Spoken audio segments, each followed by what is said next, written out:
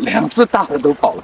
哇，哈哈，终于钓到尖斑了！溪流尖斑。今天是来秋兰湖钓鱼的第一天，进原始雨林边溯溪边钓鱼，来回是12个小时，注定要考验我的体力和耐力。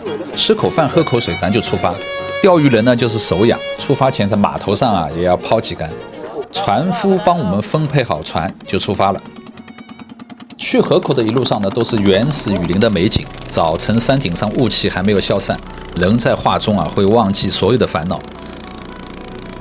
喜欢溪流又喜欢浪的朋友们，这可是个神仙地方啊！不仅风景非常秀美，上游溪流里的吉螺非常多，溯溪的难度也不是很高，好吃好玩又不贵。向导今天带我去的是上游一条比较短的溪流。我们选择的呢是一个枯水期，好处呢就是两边的河滩啊都暴露出来，水也比较浅，比较容易徒步。当然，枯水期的鱼啊相对个头就比较小一点。咱先徒步1个小时，大部分的时候还是走水路，有时候我们也会走个山路，抄个近道。林子里有很多大象和太阳熊，所以向导啊都得带着枪，跟着他们呢，我心里就特别踏实。开始钓鱼啊没几竿。一个黑影啊，就从树丛里冲出来。哇塞，原来是个尖斑，这可不多见啊！特别是溪流里的尖斑，那是属于人间美味。尖斑，哇，哈哈，终于钓到尖斑了！就是想这次来钓一只尖斑，看到没有？溪流尖斑呢，哇，太棒了！为什么把它当做一个目标鱼之一呢？因为它真的很少，除非你来到这种生态特别好的地方，这个鳍啊特别的大，很漂亮。继续往上游走，溪流也越来越窄，水呢比较浅。溪流钓啊，就是边走边钓，享受自然啊！看看这个热带雨林。吉螺是非常敏感的一种鱼啊，特别是这种浅浅的溪流，哪怕一个很小的急流位啊，也往往会躲着几只吉螺。不是前面聊，不然全部都下跑。OK， 好。大只，不是鸟，不是，是鱼。看到，这两个扬了，没咬到，这边扔了，看到吗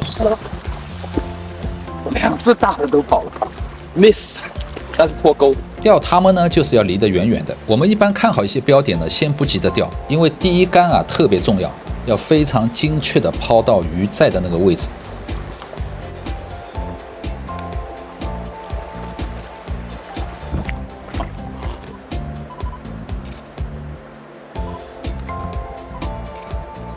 是蓝吉螺吧？啊，对，蓝吉螺啊，要把它放生。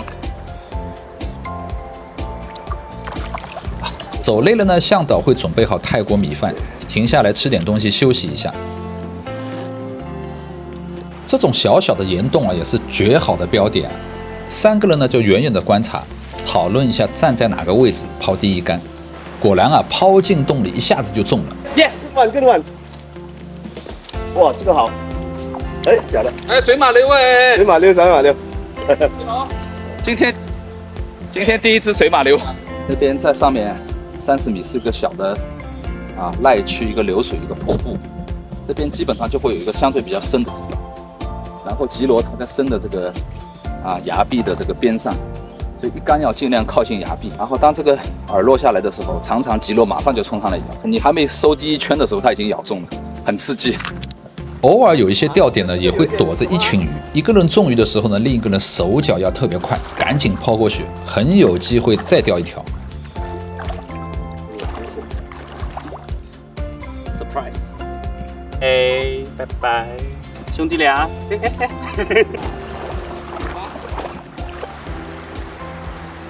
不知不觉啊，一整天就在走走路、聊聊天、抛竿中度过，也该到了返程的时间了。